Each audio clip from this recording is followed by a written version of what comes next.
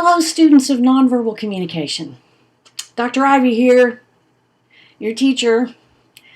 So I'm putting a bunch of information about the nonverbal communication course into these teaching videos. And I hope they help. I hope you are able to watch them or hear them and get the material that way and have it connect to the book and connect to what we talk about in classes and what information is online.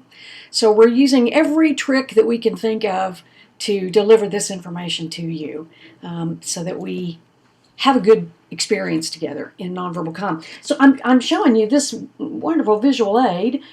This is the textbook that we're using, and I always tell my students this. Yes, I am the first author, but I do not make a penny off of my own students. So at the end of the semester, every semester when I use my own textbooks, I donate the royalties I would have made off of that class for using my own book, because I wrote it for y'all, I wrote it for my own students, but I donate those royalties back to the person going into the final quiz with the highest average in the class, and I've done that like scholarships for years and years, so it keeps me from having a conflict of interest with using my own books. But, you know, if you teach a subject and you write a textbook in that subject, you want to use your own book. So I will be working through this with you a little bit, and today is the first video looking at Nonverbal Communication Chapter 1. It's pretty basic. Nonverbal communication being defined as messages without words. The bigger portion of how you communicate who you are to other people is done nonverbally. And so it's done through the sound of your voice, not necessarily the words you choose. It's done through facial expressions, and that's even more challenging now because a lot of us have half of our faces cut off because we're wearing masks out of respect to others and respect for ourselves. So nonverbal is really changing in the year 2020 when we've got this awful pandemic threatening the whole world. It's going to be an interesting time to study nonverbal communication for sure because so many of those cues have changed. But nonverbal communication is things like eye contact and the way you move and walk through space and the way you use space between yourself and others.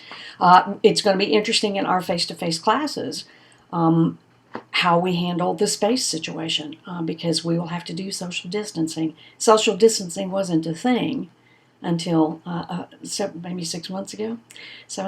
So yeah, we're going to be talking about all of those kind of things. So I want to look at Chapter 1 with you just a little bit. We've defined nonverbal communication. The first section is on why we use nonverbal communication. Here's the thing I say a lot, and you'll hear me say this if you're in one of my classes at some point. If you want to be a good communicator, you focus on the words people say. Because words matter. They mean a lot. The meanings behind the words mean a lot.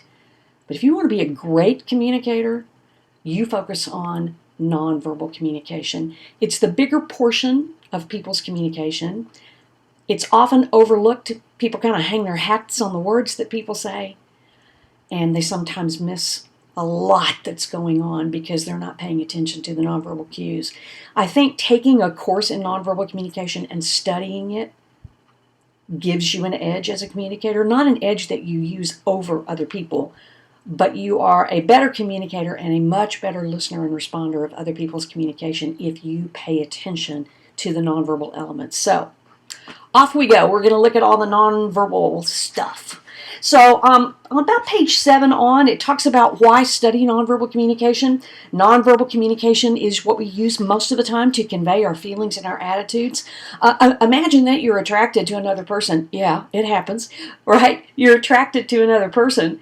Most of us don't walk up to that person and say, I'd really like to meet you because I'm massively attracted to you. Most of us would think that's a little weird and socially inappropriate. But we might make more eye contact. We might smile more. We might use our faces more, have more what we call facial animation. Our voices might be more animated. We might stand closer to that person. We might lean into that person in a different kind of way. So things like attraction, things like do we like each other?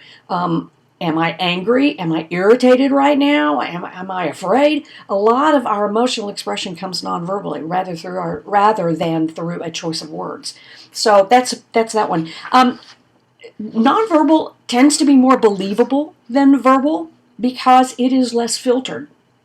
So nonverbal communication many times is less intentional. It's most of the time, if the verbal and the nonverbal contradict, we encourage you to lean into the nonverbal because it usually carries the truer weight of a message. It's just more believable.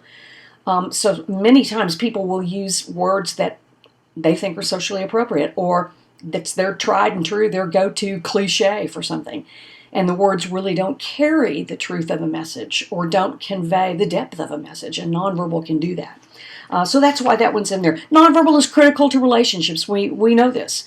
It's very important in all kinds of relationships, a parent-child, a teacher-student. Certainly in those intimate relationships, it's massively important. I want you to look on page 11 at the different functions of nonverbal. That's kind of another list. You'll see a lot of lists when it comes to nonverbal, a lot of categories for things. And so this is an important one. This is how nonverbal functions in terms of also verbal communication. Do they complement one another? Do they contradict? Do we substitute nonverbal instead of a verbal message? So look at those functions in that section. I'm going to close there because I don't want these videos to get too long. They will be posted to YouTube, and I will be sending my students a link so that you can see them. And there will be a whole slew of them. So get ready for that. We just had our first one. Woohoo! All right. Take care, everybody.